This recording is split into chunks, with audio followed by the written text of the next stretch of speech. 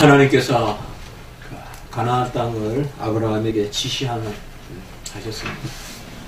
그러나 그 땅에 흉년이 들어서 또 애국으로 또 그랄로 이렇게 옮겨 다니는, 어떻게 보면 아브라함은 애국인이요 나그네다, 그런 말씀을 우리가 계속 보았습니다.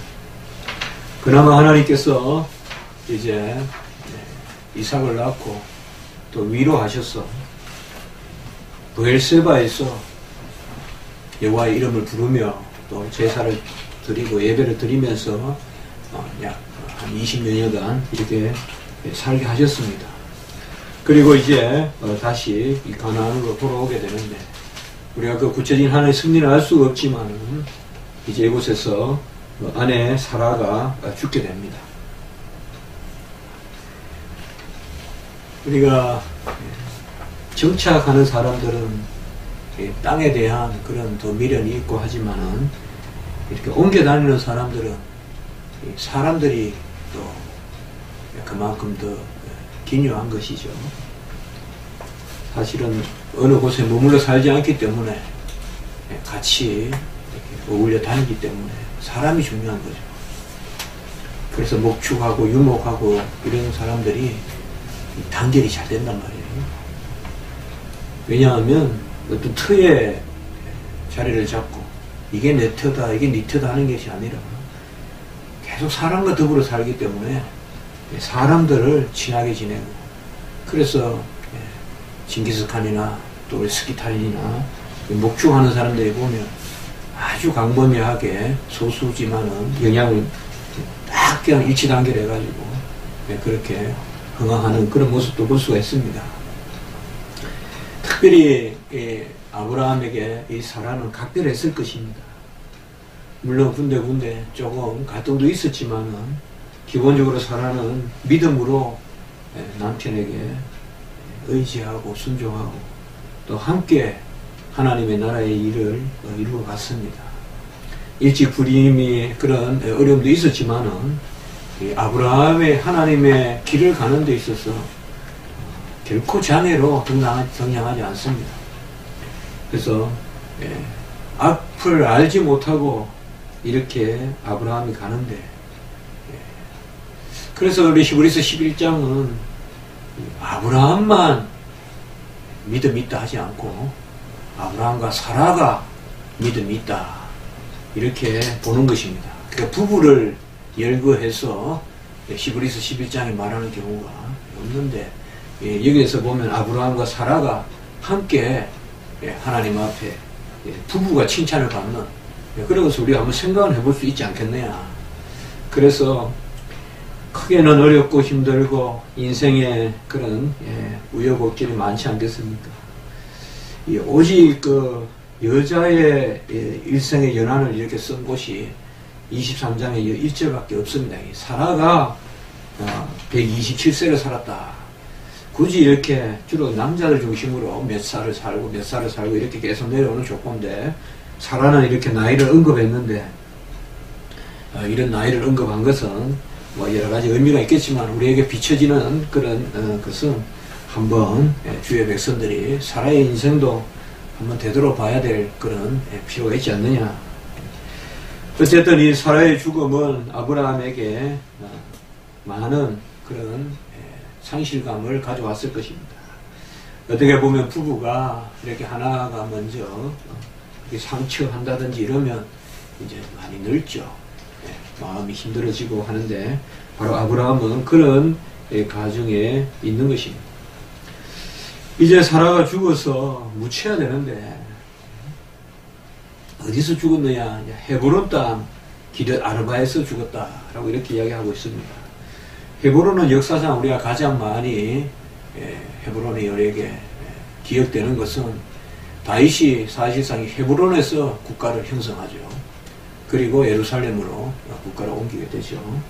그래서 헤브론에서 처음에 한 7년간 이렇게 다스리는 그게 헤브론이고, 또 헤브론은 우리가 알다시피 갈렙이 또 여부스 족속을 물리치는 그런 곳이죠. 어떻게 보면 아주 그 난공불락의 그런 요새고, 그리고 너무 요충지, 중요한 곳이 바로 헤브론인데, 그래도 헤브론의 가장 중요한 의미는 바로 이 막벨라 굴이 이 헤브론에 있다는 그런 사실입니다.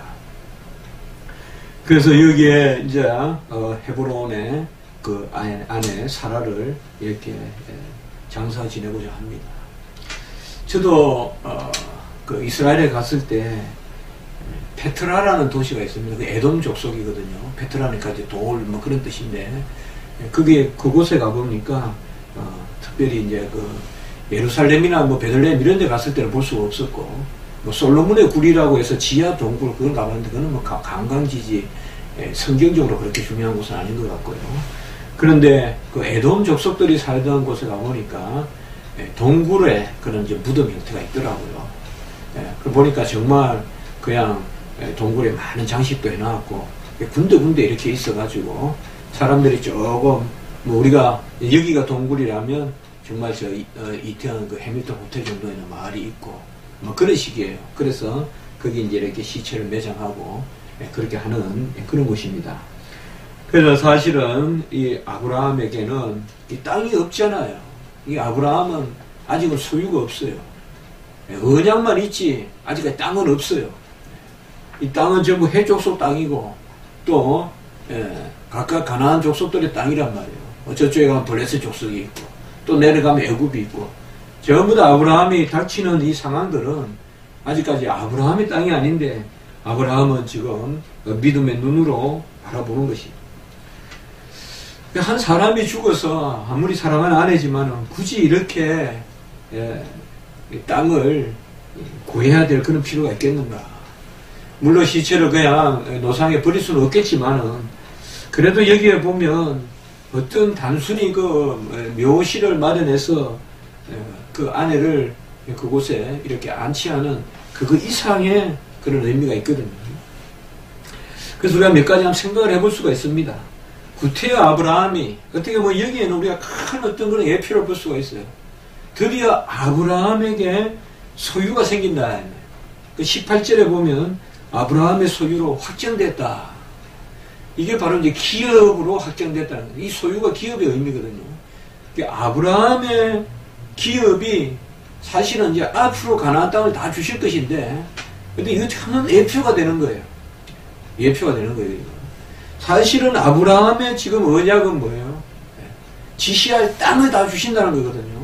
그 땅은 분명히 가나안 땅이고, 그 땅이 앞으로 지금 야곱이 묻혀야 될 땅이고, 그리고 그의 아내 레아가 묻혀야 될 땅이고, 바로 아브라함이 묻혀야 될 땅이고, 그것이 바로 이 가나안 땅이거든요. 그러니까 묻힌다는 의미는 뭐냐? 소유라는 의미예요. 소유. 그러니까 내 땅이므로 내가 그곳에 묻힌다는 개념이에요. 그런 면에서 첫 번째로 아브라함이 특별히 이렇게 이 땅에 대해서 이 성경 말씀을 통해 우리에게 가르쳐 주는 것은 바로 그것이 언젠가 기업이 되는 그 약속의 땅이 될 것이다. 그러니까 지금 그 땅을 굳이 이렇게 돈을 지불하고 사는 것은 바로 어떤 면에서 보면 내 땅이라 하면서 돈을 지불하지 않을 수도 있지만은 아브라함이 돈을 굳이 지불하면서 그 땅을 사는 것은 그야말로 내 땅이라는 거죠. 소유라는 거죠. 그러니까 너의 땅이면 나에게 정리할 수 있지만 내 땅이니까 내가 값을 치르고 산다는 거죠. 어떻게 보면 앞뒤가 안 맞는 이야기지만 우리가 그렇게 이해해 볼 수가 있어요. 그러니까 정리를 하지 말아야 돼. 나에게 정리하지 말고 내가 이 땅을 사겠다라고 말하는 것은 이게 육신의 어떤 그런 은을 달아서 주지만은 그것보다 중요한 것은 바로 이 땅을 네가 주고 말고 하는 그런 땅이 아니라 이 땅은 하나님의 뜻 가운데서 내가 지불해서 취하는 내 소유다. 내 소유로 확정되는 땅이다. 두 번째는 우리가 이 막벨라 굴의 이런 사라의 모습을 통하여서 이제 바로 부활의 소망을 본다. 이런 해석을 우리가 합니다. 그래서 바로 썩음을 당하지 않고 부활하는, 물론 육체가 분명히 썩고 문드러지고 다 분해되지만은 그럼에도 불구하고 이렇게 하나님께서 매장을 중요하게 여기는 것은 바로 끝이 아니라는 측면. 그래서 사람이 죽어서 특별히 주의 백성은 특별한 곳에 묻혀야 된다는 거죠. 물론 어느 날 이것을 그대로 문자적으로 적용할 수는 없지만은 우리가 영적인 해석을 했을 때는 그렇게 볼 수가 있다 이 말이에요. 왜요? 하나님이 특별한 곳에서 들어 올리시기 때문에. 특별히 우리가 이것에서 보면 아브라함이 취한 행동은 보면 아브라함이 특별히 그게 8절에 보면 소알의 아들 에브론에게 돈을 지불하거든요. 돈을 지불하고 하는데 에브론은 또 굳이 안 받으려고 하고 지금 이제 막벨라의 땅도 사고 그 굴도 사는 그런 모습이 되거든요. 사실 이 막벨라라는 것이 2층이라는 뜻이에요. 2층. 2층 굴 아닙니까? 굴이 2층으로 되어 있어서 막벨라. 그러니까 이것을 우리는 고유명사로 하지만 칼빈 같은 경우는 주석에 보니까 보통 명사로 해석해서 그냥 2층 묘 이렇게도 또 해석해요 보니까.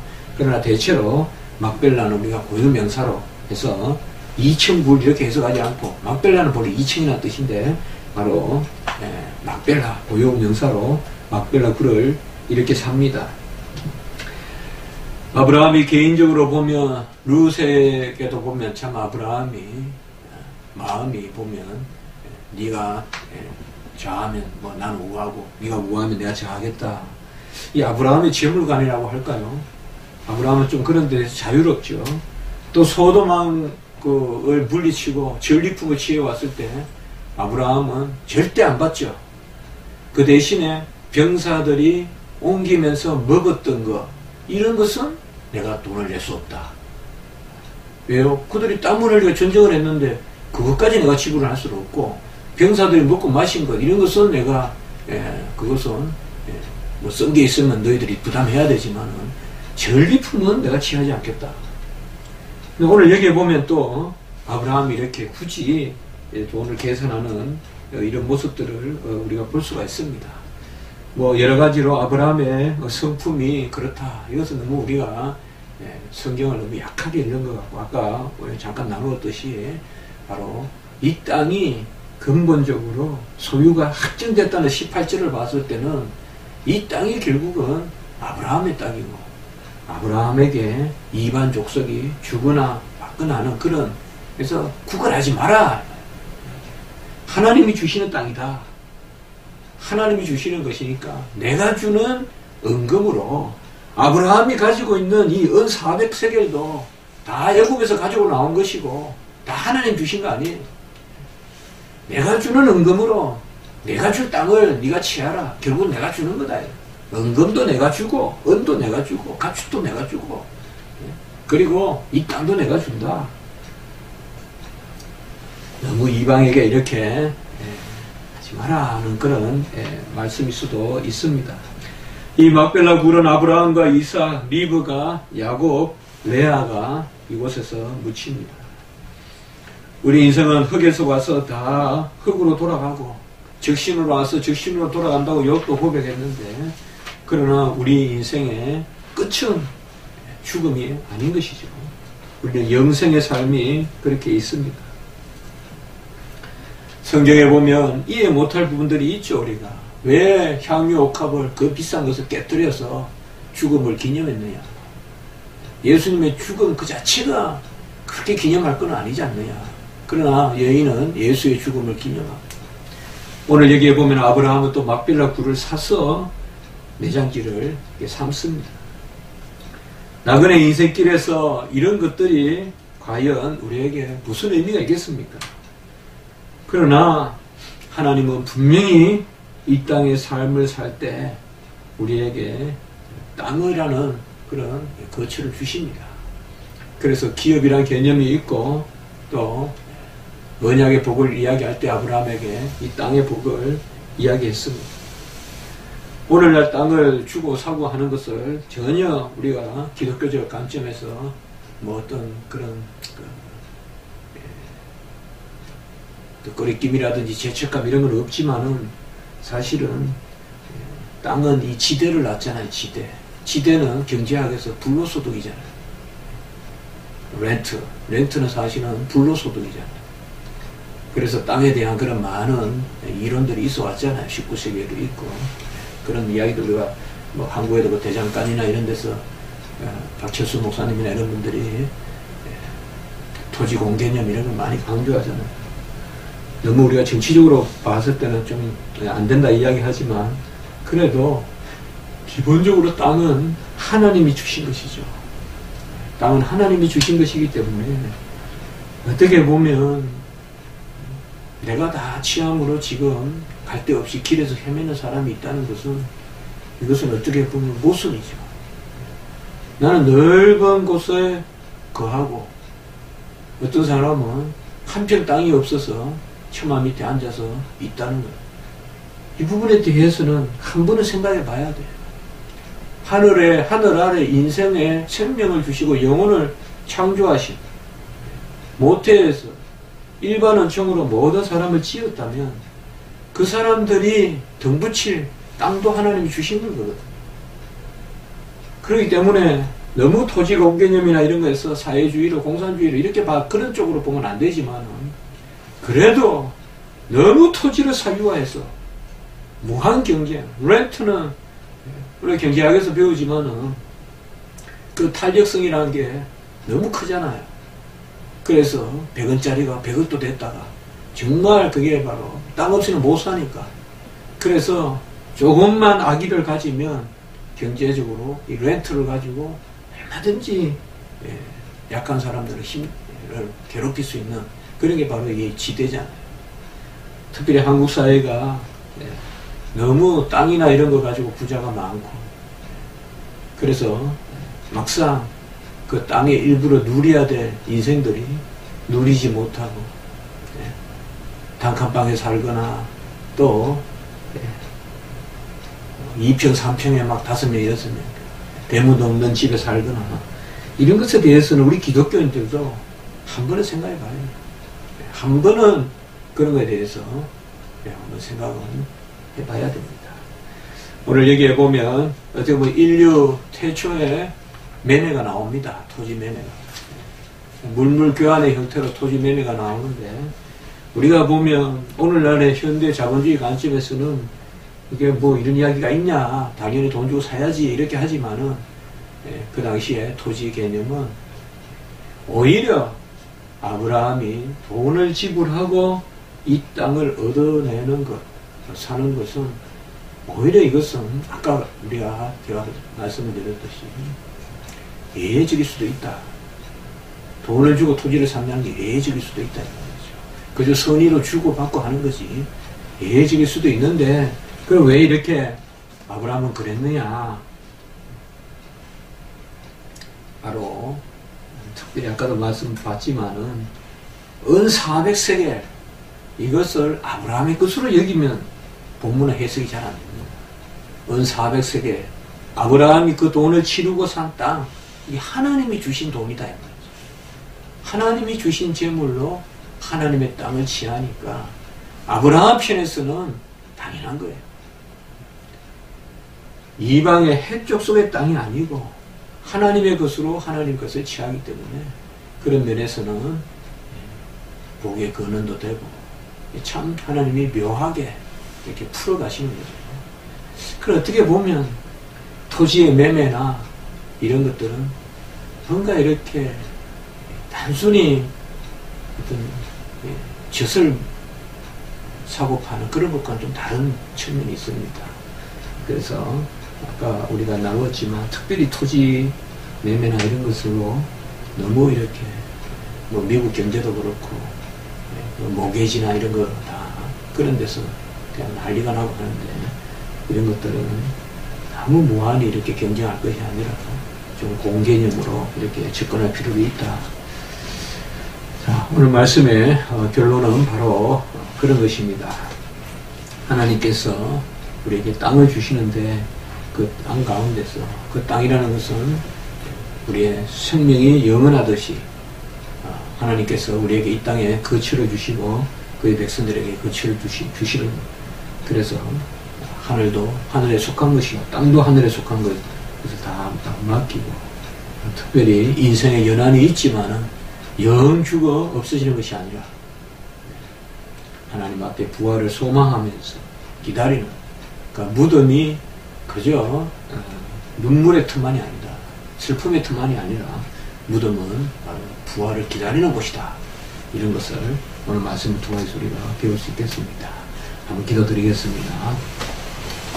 하나님 아버지, 감사함을 드립니다. 아브라함은 거처가 없고 외국인과 나그네요, 죽은 아내를 장사 지낼 곳도 없는 그런 나그네의 삶을 살게 됩니다. 하나님 아버지, 예비한 것으로 그 땅을 취하게 하시고 이제 가나안의 첫 소유를 확증하는 그것이 바로 이 무덤을 통하여 그 소유를 확증하게 되었습니다.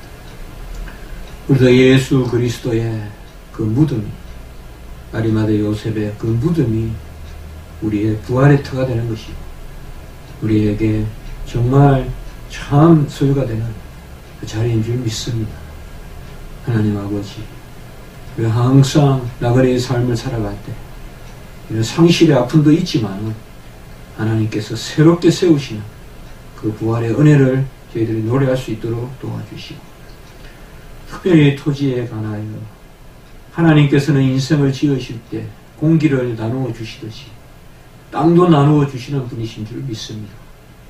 너무 무한히 경쟁해서 내가 쓸데없이 너무 많이 넓은 것을 가지고 다른 사람은 누울 것도 없는 그런 아버지의 모습으로 나라가 또 경제가 정치가 그렇게 가지 않도록 도우시고, 다른 무엇보다도 토지나 또 아버지의 건물이나 집이나 이런 것들은 서로 사랑으로 나눌 수 있는 그런 아버지의 심성들이 될 수 있도록 주님 도와주시고, 특별히 우리나라에는 이런 투기와 이런 것이 많사오니 하나님 아버지 기억하게 하시옵소서.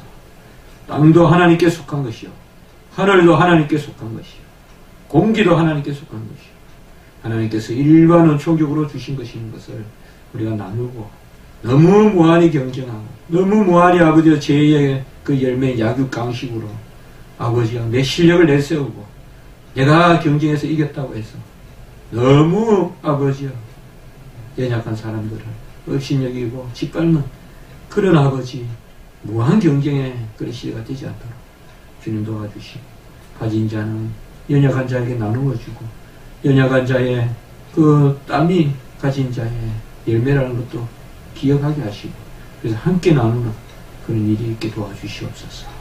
감사하고 구주 예수 그리스도 이름으로 기도드리옵나이다.